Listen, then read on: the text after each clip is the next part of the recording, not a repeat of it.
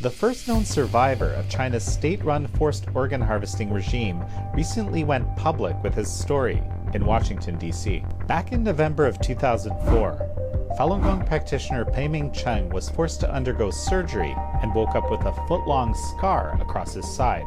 Because we were able to get Mr. Cheng here in the United States, we were able to get independent experts to look inside and see what's missing. Comprehensive medical examinations revealed he was missing a big part of his liver and a portion of his left lung. So what is the significance of this case, and what's next? In this episode, I speak with international human rights lawyer David Matas, as well as several other leading human rights experts and advocates. This machine is eating up the Chinese population, sort of group by group. Matas was among the first to independently investigate allegations of forced organ harvesting from Falun Gong practitioners. If there are any American institutions involved, they should be told to stop, and if they do not stop, then there ought to be litigation against them. This is American Thought Leaders, and I'm Jan Jekielek. David Matas, such a pleasure to have you back on American Thought Leaders. Glad to be back. So David, never in a million years did I expect that I would meet an actual survivor of forced organ harvesting, of this barbaric practice that the Chinese regime has been involved in for decades. Tell me about Mr. Cheng's case.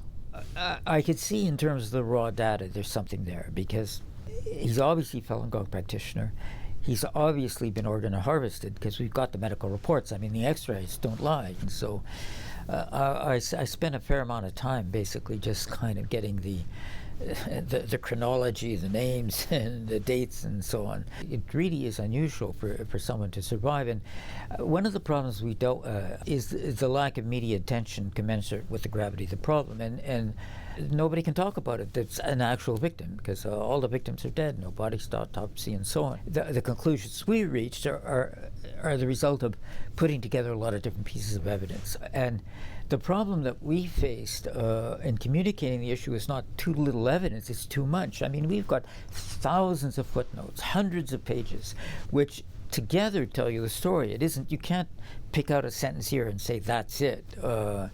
But with him, it's very simple. This happened to me. On September 4th, survivor Peiming Cheng publicly responded to and challenged the Chinese regime's bizarre assertion that it operated on him for his own good. In a stunning admission, the Chinese regime has recently publicly acknowledged that its doctors operated on Cheng without his consent while he was imprisoned for practicing Falun Gong. They claim it was to save his life. My name is Peiming Cheng. In November 2004, I was forcibly taken from Daqing prison to the forced hospital of Daqing, where they did a surgery on me. This is my surgery scar.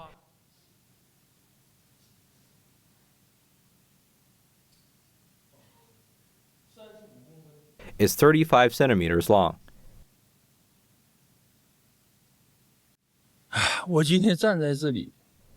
Today, as I stand here, I may appear normal. I walk and speak normally, but in reality, I can never return to the person I once was. My left side is in constant pain, and it throbs with every beat of my pulse. At night, I struggle to breathe when I lie down, and it is truly unbearable.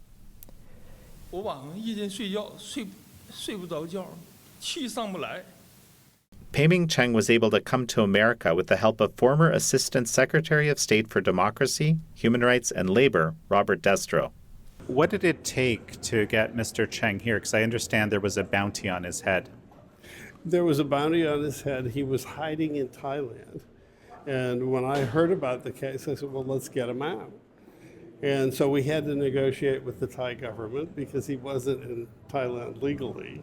So we got him out and we brought him here, and the rest is history. We put him through extensive medical testing and imaging and everything else, and it's pretty clear consensus that they took stuff out.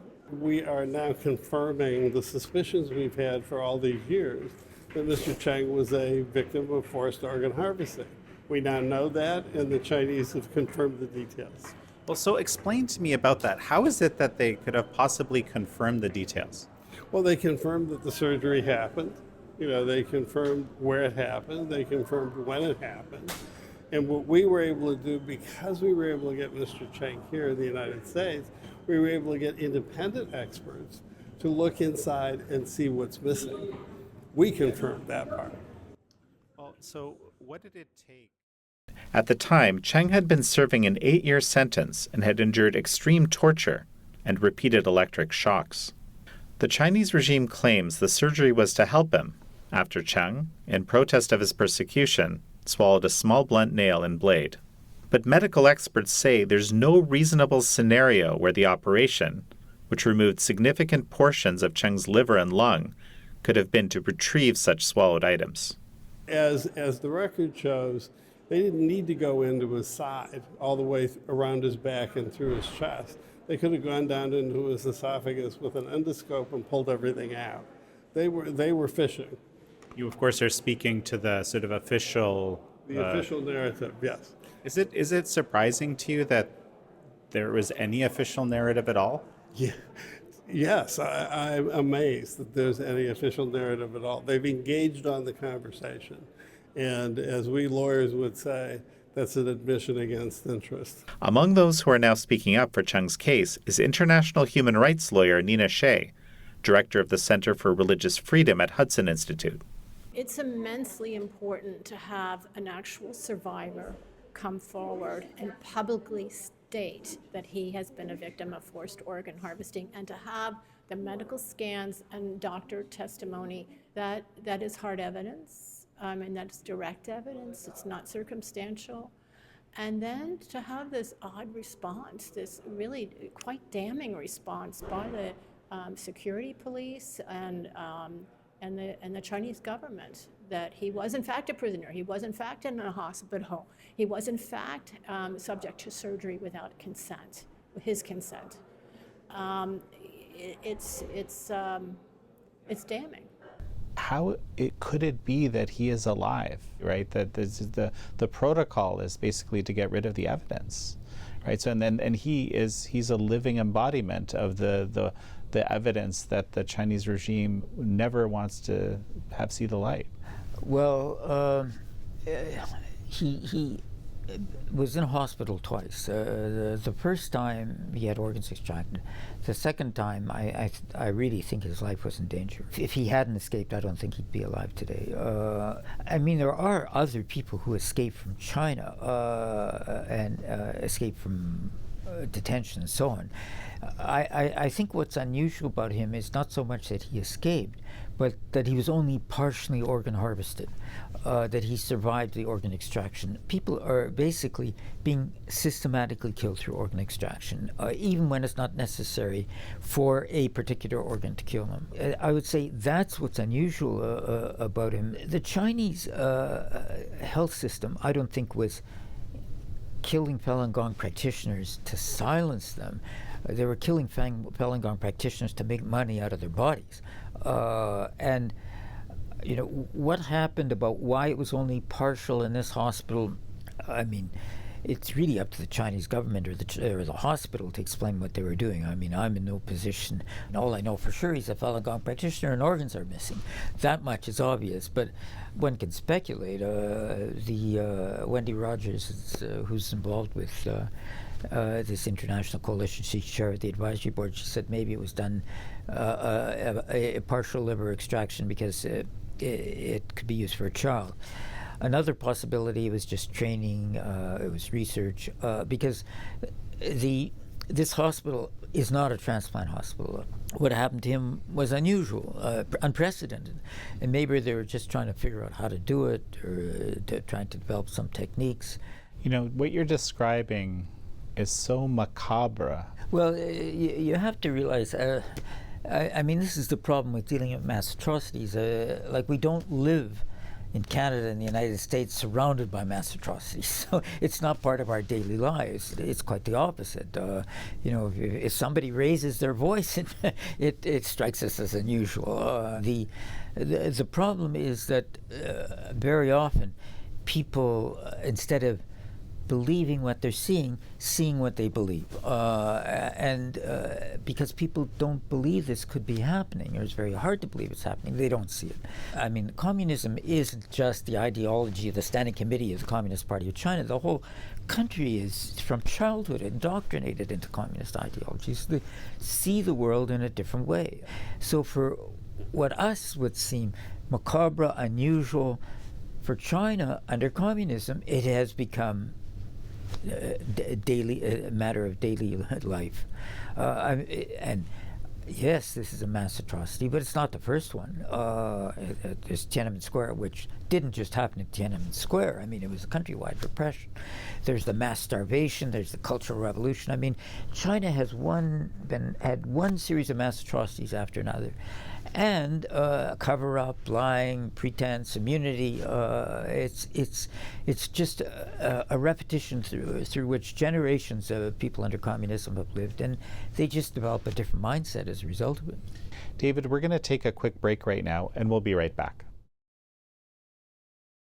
And we're back with international human rights lawyer David Matas. And so, you were involved in writing the original report assessing this question of whether this forced organ harvesting was a thing in communist China in the first place. So just maybe briefly tell me about that and how that took you, to the present day.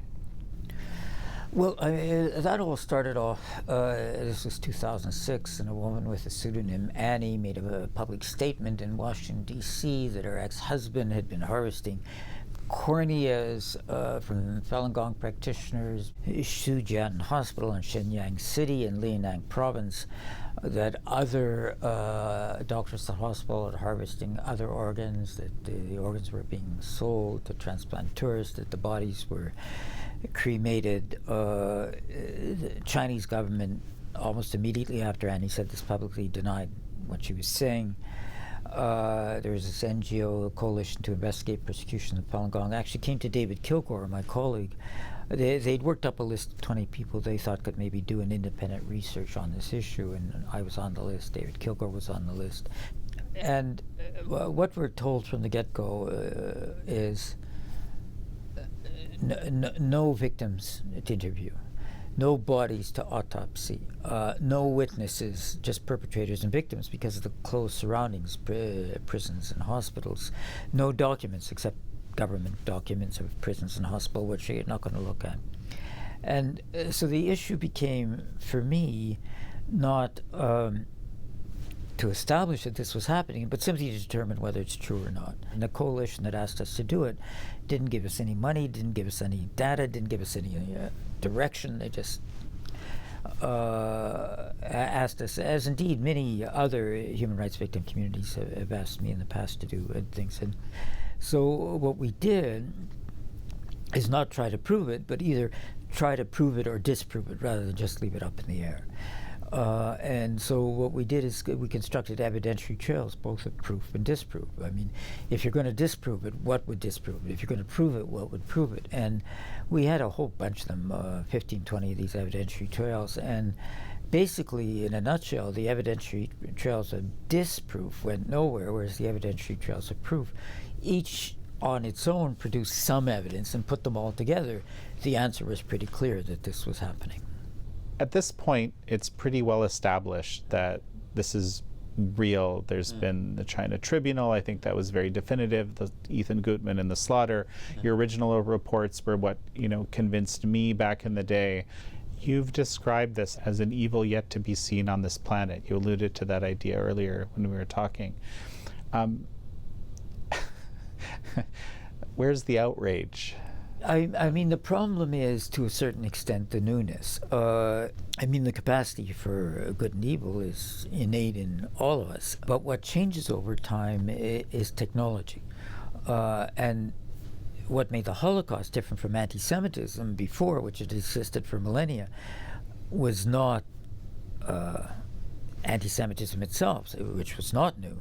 It was trains, it was poison gas, it was tanks, it was radio, it was microphones. I mean, these are the things that made the Holocaust what it was. And what made this a new form of evil was the development of transplant technology. I mean, the Holocaust itself, at the time it happened, people found it hard to believe. I mean, not just the people on the street, but even very well informed, articulate Jewish people. Hannah Arendt, at the time, didn't believe it. Raymond Aron didn't believe it. These are important Jewish philosophers. Rudolf Verba escaped from Auschwitz with plans of Auschwitz and was going around telling Jewish communities, look what's happening. Get out. Get away. Some people believed him and left. Other people didn't believe him, stayed and were killed. And it's just, it seemed so out of sync with what people had known and seen before, that it was just incredible. And I think we see that, I mean, with each new form of technology. I mean, now we're dealing with the internet, social media, artificial intelligence, and that's producing a whole new set of problems because of the same old penchant for doing good and bad that we've always had. But not dealing with these kinds of issues, and this is my sort of self-reflection over time, not dealing with what we knew was happening, you know, as early as 2006. The effect is that this has spread to other groups. Right? Well, no doubt about it. I mean, the Uyghurs, the big numbers for the Uyghurs didn't start until 2017. That's when the mass detention started. And with the Uyghurs, it was, I mean, partly there's the depletion of the Falun Gong population through the mass killings for their organs, but it was also the development technology, the time the organs could survive outside the body, the ECMO technology, right? Well, the ECMO, the extracorporeal membrane oxygenation, but it wasn't only that. The refrigeration techniques developed, the liquid immersion techniques developed, so they were basically able to distribute organs throughout China from Xinjiang. What we saw with the Uyghurs is airport lanes in Xinjiang with the lanes had written on them, we could take pictures of them, reserved for transport of organs. You know, it's the same phenomenon. The Chinese started boasting about this as technological advancement, that we're able to fly organs from Xinjiang throughout China until we noticed it, so they stopped talking about it. And that would not have happened if the Falun Gong abuse had been stopped. And there was a conference in Busan in South Korea, where there was talk about developing within Asia a transplantation system like in Europe. Within the European Union, you can get the organs moving around. And the Chinese were basically trying to promote that within Asia, which would mean, of course, prisoners of conscience or organs going into South Korea and Japan, because there's a lot of transplant tourists now that go from Japan and South Korea to China. I've been going fairly regularly to Asia to talk about these issues, and now what I see is, well, of course, the Falun Gong show up, the Uyghurs show up, and the house Christians and the Tibetans. But what I've been seeing also now is that the Mongolians, which I mean, they're repressed, but I haven't seen evidence they're being killed for their organs, but they figure they're next. So this machine is eating up the Chinese population, sort of group by group.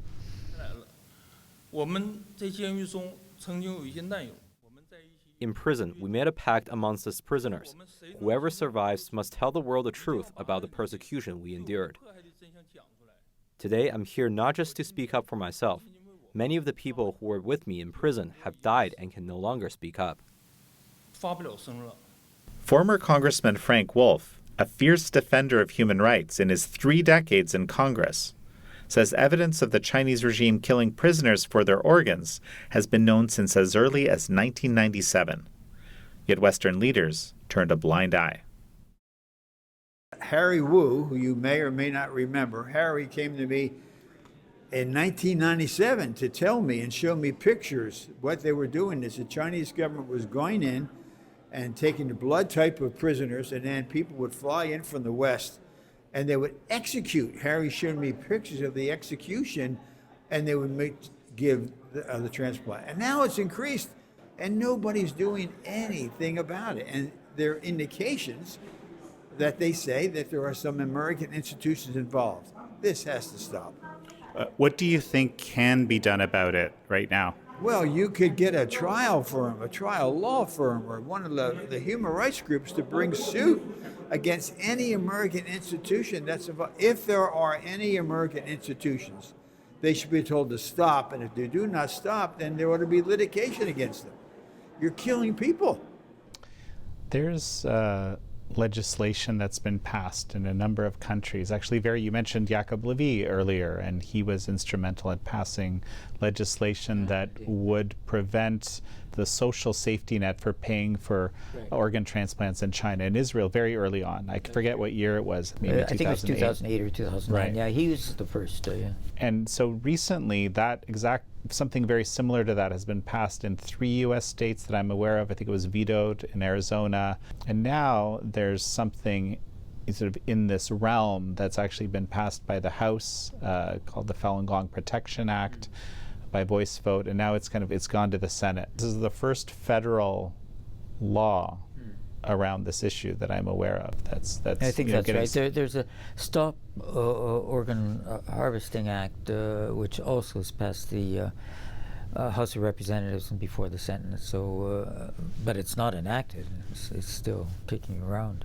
Indeed, I think Texas has passed an insurance law, and it's China specific. I mean, Israeli law says you can't pay insurance if the person goes to a country and gets a transplant, and their laws are not comparable to Israeli laws. So China, although the target isn't specifically mentioned, but Texas actually mentions China, saying you can't insure transplants in China. And there's I think Utah has one like that too. What's your hope for the exposure of this story now, and this kind of sort of increased from before media attention? This legislation that's in Congress now. I mean, just putting all those things together, what can be done with this, I guess, is my question. The wheels of justice and the wheels of human rights, they grind slowly, but they grind inexorably. And you ask what I hope happen. My own view is don't hope, don't predict, don't sit back and think about what the future will be, make the future. Well, David Matas, it's such a pleasure to have had you on again. Pleasure to talk to you. Thank you very much. Thank you all for joining David Matas and me on this episode of American Thought Leaders. I'm your host, Jan Jekielek.